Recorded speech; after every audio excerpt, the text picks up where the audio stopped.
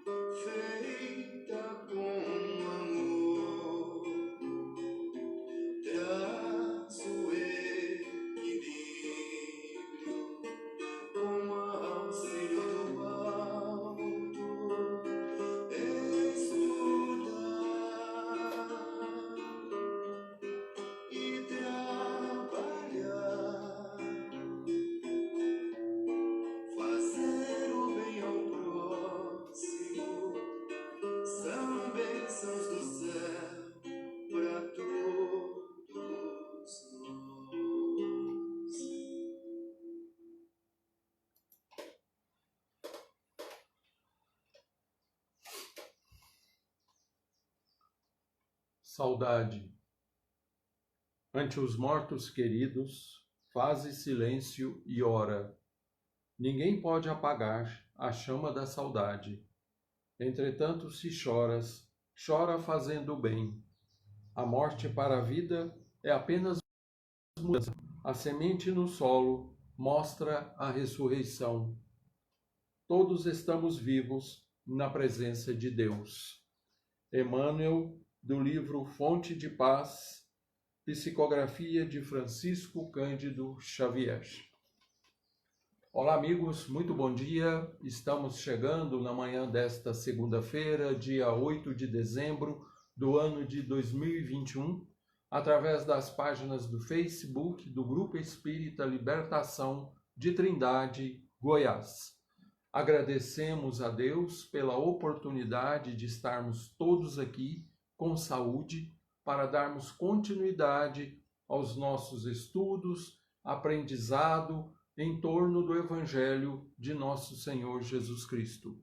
Nós vamos fazer a nossa oração inicial na manhã de hoje, lembrando, como nós sempre fazemos, aos amigos que assim desejarem, não se esquecerem de pegarem o seu copo d'água, a sua garrafinha d'água, deixe aí do lado, para que nós possamos pedir pela fluidificação da água ao final do nosso culto. Então vamos fechar os olhos, mentalizarmos a figura de Jesus, o amigo incondicional de todos os nossos momentos.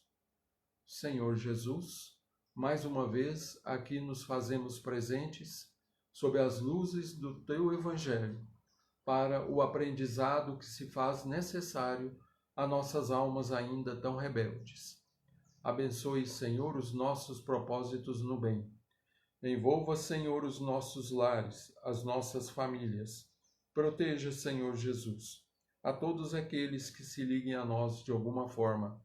Abençoe os nossos lares, as nossas famílias. E abençoe, Senhor, a cada lar da vizinhança. especialmente aqueles onde houver pessoas mais enfermas e mais necessitadas do que nós mesmos. Guia-nos, Senhor, pelos caminhos do amor, da verdade e da fraternidade. E proteja, Senhor, a todas aquelas almas que sofrem, a todos os que padecem nas provações ásperas e difíceis da vida, a todos os enfermos, a todos aqueles que sofrem alguma necessidade, onde quer que estiverem, que estejam em paz. Em teu nome, Senhor Jesus, em nome de nossa Mãe Maria Santíssima, do anjo da guarda dos nossos lares, pedimos a vossa permissão para iniciarmos o nosso culto na manhã desta quarta-feira. Que assim seja. Bem, meus amigos, então vamos iniciar o nosso culto nesta manhã de quarta. Hoje nós abrimos aqui no Evangelho segundo o Espiritismo, capítulo 13º, uma das passagens mais belas de todas contidas nos Evangelhos de nosso Senhor Jesus Cristo. É a parábola do óbolo da viúva, né? Está narrada em Marcos, capítulo 12, versículos 41 a 44, e Lucas, capítulo 21, versículos de 1 a 4. Então vamos lá. Estando Jesus sentado defronte do gasofilácio, a observar de que modo o povo lançava ali o dinheiro, viu que muitas pessoas ricas o deitavam em abundância. Nisso veio também uma pobre mulher, que apenas deitou 2 pequenas moedas, do valor de 10 centavos cada uma. Chamando a então seus discípulos, disse-lhes: em verdade vos digo que esta pobre viúva deu muito mais do que todos os que antes puseram suas dádivas no gasofilácio. Por isso que todos os outros deram do que lhes abunda, ao passo que ela deu do que lhe faz falta, deu mesmo tudo o que ele tinha para seu sustento. Marcos capítulo 12, Lucas capítulo 21. Uma coisa que chama a atenção quando nós começamos a ler essa passagem de Jesus é a palavra gasofilácio, né? Talvez muito pouca gente conheça isso, sabe o que significa isso, né? Eu mesmo, há bem pouco tempo, eu obtive, né, o esclarecimento do que seja isso. Gasofilácio era uma espécie de um cofre, né, onde se captava, onde eram depositadas as oferendas. Nós vemos isso muito ainda nas igrejas católicas, né? Fica lá, bem lá na frente do altar, alguns são de pedra, né, com uma abertura em cima, tipo uma urna, né, eleitoral, onde você depositava o voto, né? Então ali você joga ali a sua oferenda, e de tempos em tempos alguém vai lá, abre uma portinhola e retira a quantia que está lá, né? Então isso era o gasofilácio, era uma espécie de um cofre, né, onde as pessoas depositavam lá no templo de Salomão, né, as suas oferendas, né?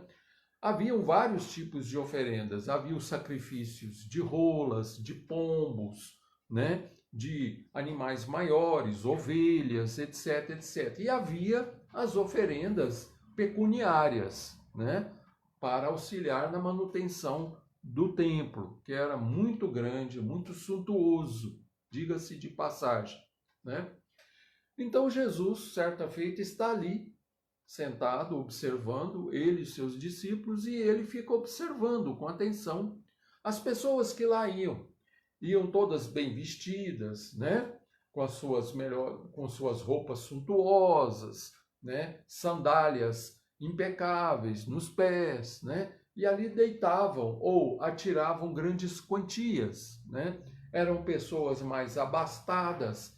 E eis que uma pobre senhora entra, né?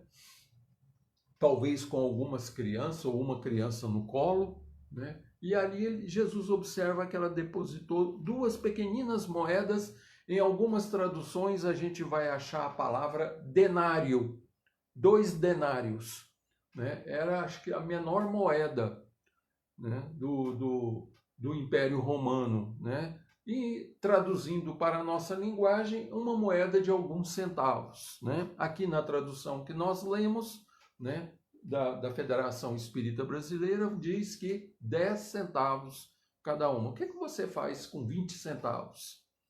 Dá para você comprar o quê? Né?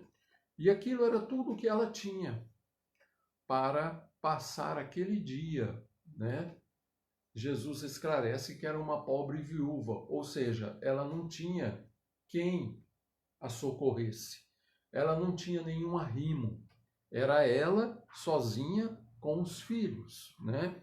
Que o marido houvera deixado, né? Então, ela deposita 2 pequeninas moedas, né? O título da mensagem do Evangelho é o óbolo da viúva. Óbolo é oferenda. É aquilo que nós damos de nós próprios a favor de alguém ou de alguma causa, né? É aquilo que você oferta, certo? Então aquela mulher, naquele momento, ofereceu as 2 únicas moedas que ela tinha para sobreviver. Aí algumas pessoas poderiam analisar assim, nossa, mas que mulher burra, como é que ela faz isso? Ela está morrendo de fome, está passando necessidade, as 2 únicas moedas que ela tem, ela vai e joga dentro do gasofilácio, joga dentro lá da urna, né? E aí o que ela ia comer depois? Né? Como é que ela ia sobreviver? Aí entra um outro fator peculiar por detrás disso tudo, que é a fé. Ela teve fé que, independentemente dela se desfazer daquelas 2 únicas moedas que ela tinha, Deus iria provê-la. Deus iria socorrê-la, né? E aí a gente se lembra daquelas passagens de Jesus, quando ele, conversando com seus discípulos, os despedem 2 a 2 para irem pregar a boa nova e pede a eles para que não levassem nada, nem comida, nem dinheiro, nem outra peça de roupa, né? Que eles comessem apenas o que eles encontrassem pelo caminho ou aquilo que lhes oferecessem. Lembram dessa passagem? Lembra quando Jesus fala isso a eles? Né? Que eles deveriam se contentar com aquilo que fosse oferecido a eles. Que comessem o mesmo alimento que aquela casa que os estava hospedando oferecesse. Se não oferecessem nada, nada eles iriam comer. Certo? Então eles iam muito com base na fé, na esperança de que Deus os proveria, de que Deus, né, de certa forma, lhes, como é que nós vamos dizer, lhes sustentaria no caminho, certo? Então aquela mulher, nessa passagem de Jesus, anotado por Marcos e Lucas, né, ela faz a mesma coisa, né? Aí Jesus está ali sentado no templo, observando, né? Vendo as pessoas, né? Cada um, e às vezes até, se fosse hoje em dia, estavam até tirando selfie, né? Lá, enfiando lá o dia e tirando selfie, né? E às vezes até fazendo assim com a mão, né? Para mostrar, né? Ou seja, estavam querendo mesmo era aparecer, né? E eis que vem essa pobre mulher e deposita lá suas 2 últimas moedinhas, né? E Jesus então vira para os seus discípulos e diz assim: em verdade vos digo que essa pobre viúva doou mais do que todos os outros, né? Se pudessem ser pego todas aquelas quantias que estavam lá, né, em dinheiro, colocasse numa balança e pegasse as 2 únicas moedinhas dela e pusesse do outro lado, as dela iria pesar mais, né? É isso que Jesus quis dizer. Porque os outros deram ou doaram do que lhes estava sobrando. E ela deu de si mesma. Deu a última coisa que ela tinha, né? Por isso que eu disse agora há pouco, né, que alguns irão pensar assim, puxa vida, mas por que ela fez isso? E o que ela ia comer então no resto do dia? Aí é que entra a tal da fé, né? Ela teve fé que Deus, né, a sustentaria, que Deus proveria, né? E aí a gente fica imaginando como aqueles povos lá do início do cristianismo, no primeiro século do cristianismo, e até mesmo ali um pouco mais adiante, né? Os primeiros cristãos, aqueles que saíam pelo mundo afora pregando o evangelho, enfrentando as maiores vicissitudes, né? E aí a gente vê a figura de um Paulo de Tarso, né? Que enfrentou tantos obstáculos, tantos perigos, naufragou, né? 3 vezes, né? Sobreviveu aos naufrágios, foi preso, foi chicoteado, tudo por amor a Jesus, não carregava nada. Onde ele chegava, ele montava a tendinha dele e ia trabalhar como tecelão, que era a profissão que ele aprendeu com o pai, né? E diga-se de passagem que esse era um costume que existia naquela época e que se perdeu, porque na época do primeiro século do cristianismo, como é que era a educação dos filhos? Os filhos normalmente, primeira coisa, eles aprendiam a profissão do pai. E depois eles iriam estudar, aqueles que tinham condições, iriam se formar, iriam seguir talvez outros caminhos na vida. Mas a profissão do pai eles aprenderiam, porque se houvesse necessidade lá na frente, eles a retomariam tranquilamente. E foi o que aconteceu com Saulo, né? Saulo era um doutor da lei, um juiz, né? Vamos trazer para os nossos dias de hoje, poderia compará-lo a um juiz de uma Suprema Corte, né? E de repente ele se vê privado de tudo, ele perde tudo, certo? Família o abandona, os amigos o abandonam, ele perde os títulos dele. O que sobrou a ele? Sobrou a ele, né? Por necessidade, né? Ele exercer a profissão que ele houvera aprendido com o pai dele. O pai dele era mercador, né? O pai dele vendia tapetes, né? O pai dele ensinou ele a arte da tecelagem, a arte de consertar tendas. A gente sabe que o povo hebreu vive em tendas, porque normalmente são nômades, né? São pastores, certo? Então ele aprendeu a arte de fazer tapetes, consertar barracas, né? Tendas, né? Mas por que a gente está falando isso? Eles tinham fé de que Deus os proveria, eles não carregavam nada, né? A mesma coisa essa senhora, né? E Jesus, então, observando aquela cena, né? Ele sempre ficava mudo, né? Em silêncio e observando. Quando ela pega, deita as mulheres e sai, ele fala isso para os discípulos dele, né? Talvez os discípulos tivessem pensado da mesma forma que nós estávamos analisando aqui, né? Puxa vida, mas ela deu tudo que ela tinha, e agora? Pois é. E agora que a gente deve acreditar mais em Deus, confiar na proteção divina, confiar no amparo, confiar que Deus não nos abandonará, né? A gente não sabe. A passagem evangélica não fala o que aconteceu com ela. Não fala se ela morreu de fome, não fala se ela encontrou comida depois, não fala se alguém a ajudou, né? Às vezes os próprios discípulos podem ter ajudado a ela, dando alguns pães, algumas coisas a ela, mas a gente não sabe. Jesus apenas narra essa cena, certo? Moral da história. Nós realmente temos fé? Nós realmente acreditamos? Nós realmente sabemos que Deus provirá a cada um de nós de acordo com a nossa necessidade, o nosso merecimento e o nosso esforço? Será que a gente tem essa consciência plena dentro da nossa mente, né? Então, é uma das passagens mais belas dos evangelhos de Jesus, sem dúvida, né? E aqui vem falando daquelas pessoas que fazem caridade cortando na carne, retirando de si mesmas, certo? A mesma coisa de você estar andando numa rua, né? O exemplo assim, muito simplório que a gente faz, é você estar andando na rua, ver uma pessoa caída, necessitada, né? Desnuda, você tira a sua roupa e põe nela. E você fica desnudo, né? Ou seja, você praticamente cortou na carne. Ou você comendo lá um pedaço de pão, você só tem aquele pão naquele momento e você pega e dá para alguém. Quantas mães não fazem isso para que seus filhos comam, né?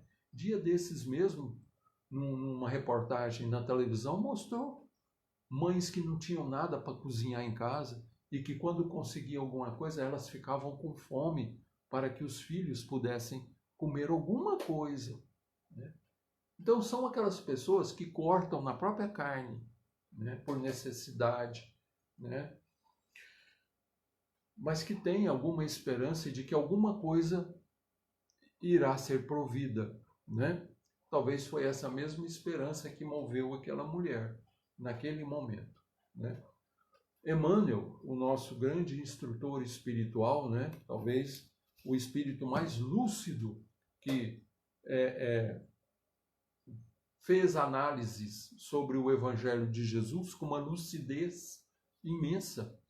Aqui, né, nesses comentários aos Evangelhos, aqui ele faz comentários ao Evangelho de Marcos. E nós pegamos essa passagem, né, onde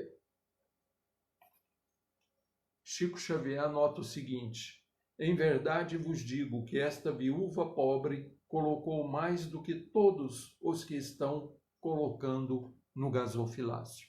Aí Emmanuel vem fazer a análise dessa passagem dele, anotada em Marcos e também em Lucas, né? Mas aqui nós vamos analisar apenas a passagem de Marcos, tá? E o título que ele dá, Deveres Humildes, né? Como o dela, né? Talvez era hábito do povo sempre colocar as suas oferendas lá no templo. Ela era judia, né? E ela também tinha os compromissos de fé dela, né? Então ela também não queria deixar de contribuir, mesmo que fosse com 2 únicas moedinhas que ela tinha naquele momento, né? E não tinha mais nada, né? A gente pergunta, então, tudo bem, ela colocou, e ela comeu o que naquele dia? Se é que ela comeu, né? Se é que ela comeu, né? Então, e aí? Então Emmanuel, na mensagem Deveres Humildes, né? Essa mensagem foi tirada do Livro da Esperança, né? Psicografia de Francisco Cândido Xavier, no capítulo 34, e é colocado aqui neste livro, né, onde são comentários de Emmanuel ao Evangelho de Marcos, e Emmanuel nos ensina o seguinte: abracemos felizes as atividades obscuras que a vida nos reserva. Atividades obscuras. O que é obscuro? É aquilo que nós ainda não conhecemos, não é? Aquilo que nós não sabemos, né? Atividades obscuras. Então é aquilo que você ainda poderá enfrentar, né? Ele fala aqui para a gente abraçar felizes, né? Ou seja, com esperança, né? Não foi isso que ela fez?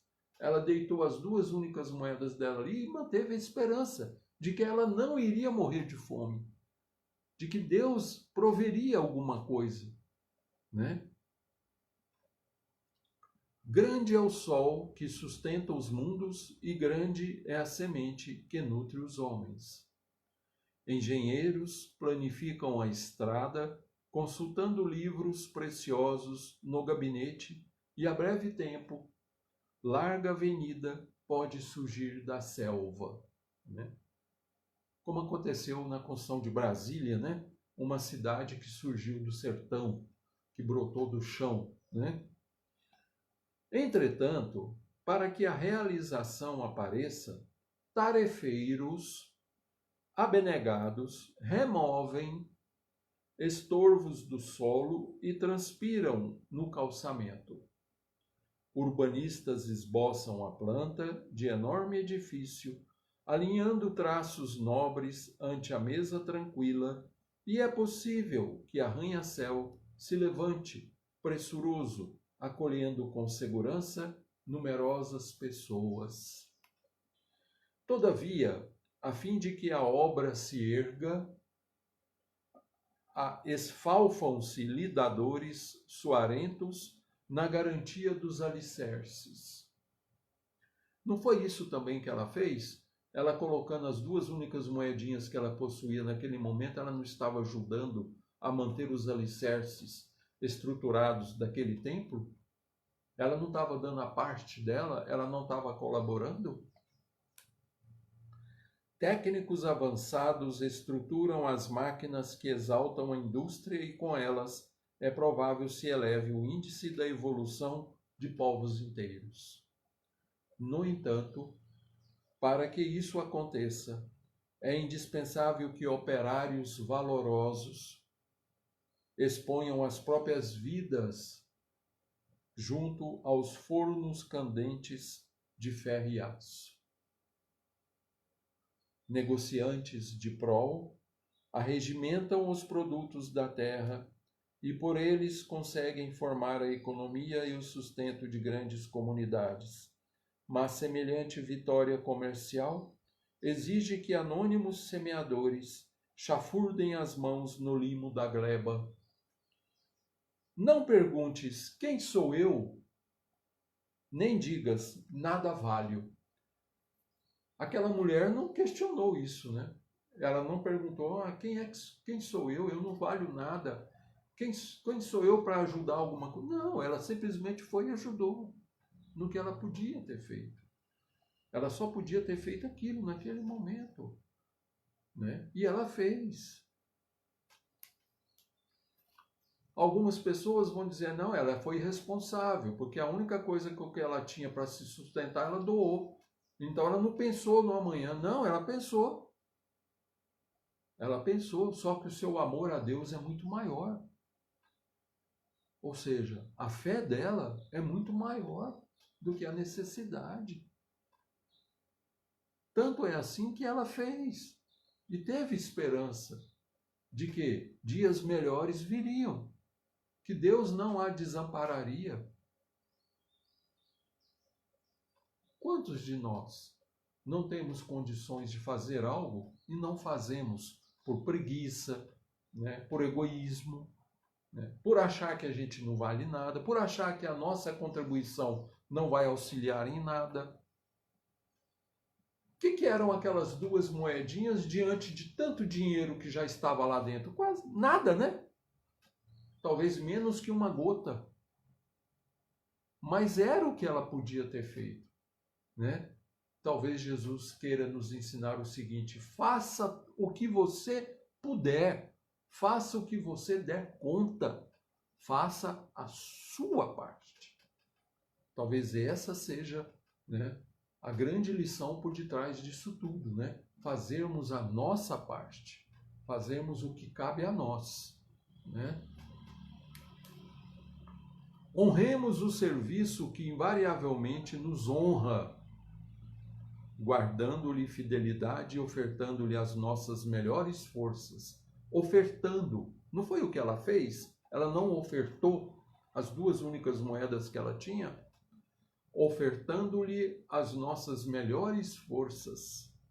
Ainda mesmo quando se expresse através de ocupação supostamente esquecida na retaguarda. Nos princípios que regem o universo, todo trabalho construtivo é respeitável. Repara esse dispositivo da lei divina, funcionando em ti próprio. Caminhas e pensas, de cabeça içada à glória do firmamento, contudo, por ti mesmo não avançarás para a frente sem a humildade dos pés. Não avançarás para a frente sem a humildade dos pés, né? Então Jesus coloca uma mulher humilde, uma viúva humilde, né, com apenas duas únicas moedas, e ela fez a parte dela mesmo assim, mostrando para nós que todos nós somos capazes de fazer algo em prol de alguém. Por isso Emmanuel bate nessa tecla que nós acabamos de ler aqui. Não perguntes quem eu sou e nem digas nada valho, né? Nos trabalhos de assistência, de auxílio, né? Faça o que você puder. Não questione, apenas faça, né? Ah, mas eu tenho vergonha da opinião. O que que importa a opinião dos outros? Você fazendo ou não fazendo, as pessoas vão falar da mesma forma. Então é melhor que elas falam com você fazendo, certo? Deixe os comentários. Comentários o vento leva, certo? E que a gente tenha a nossa consciência tranquila, né? Acho que esse recado tem que ficar gravado em nós, né? O da consciência em paz. Aquela mulher, naquele momento, ela ficou em paz consigo mesma, né? O que acontece com ela, a gente não sabe. Mas provavelmente ela deve ter obtido ajuda, né? Provavelmente os próprios discípulos de Jesus ali devem ter amparado ela, devem ter socorrido ela com alguma coisa. Ainda mais quando Jesus vira para eles e fala, era tudo que ela tinha para se manter. Aí você, olha, como é que Jesus sabia? Jesus sabia de tudo. Quando alguém chegava próximo a ele, ele chamava as pessoas pelo nome. A pessoa, antes de abrir a boca, ele já a chamava, ô fulano, o que que te traz aqui? O que tu queres? Né? Então, provavelmente, ela obteve o auxílio, né? Ela ajudou naquilo que ela podia e obteve auxílio para si, para seu sustento, né? Então, é aquilo que Jesus disse, né? Faça de tua parte que o céu te ajudará. Que Jesus, então, nos abençoe, nos ampare e nos guie pelos caminhos da vida. Muito obrigado a todos, muita paz, muita luz aos seus corações.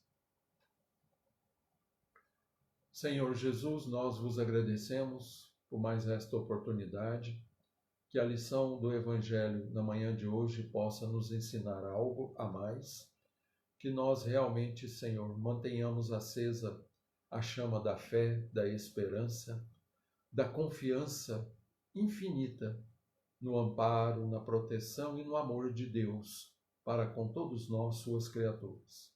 Abençoe, Senhor, os nossos irmãos que estão conosco nesta sala virtual, que os amigos espirituais possam, neste momento, estarem fazendo a transmissão do passe magnético a cada irmão, a cada irmã. Pedimos também pela fluidificação da água, que ela se transforme em remédio e bálsamo para todos aqueles que dela fizerem uso. Muito obrigado, Senhor, por tudo, graças vos damos, hoje, agora e sempre, que assim seja. Amigos, então, muito obrigado. Gratidão, gratidão, gratidão a todos vocês. Que nosso Senhor Jesus Cristo os abençoe, que Jesus os ampare, que Jesus caminhe com cada um de vocês pelos caminhos da vida. Até amanhã, neste mesmo horário, se Deus assim o permitir, se não tivermos nenhum embaraço aqui em casa, teremos a alegria e a honra de estarmos com vocês mais uma vez, amanhã, às 9 horas da manhã. Beijo no coração de todos. Tchau, tchau.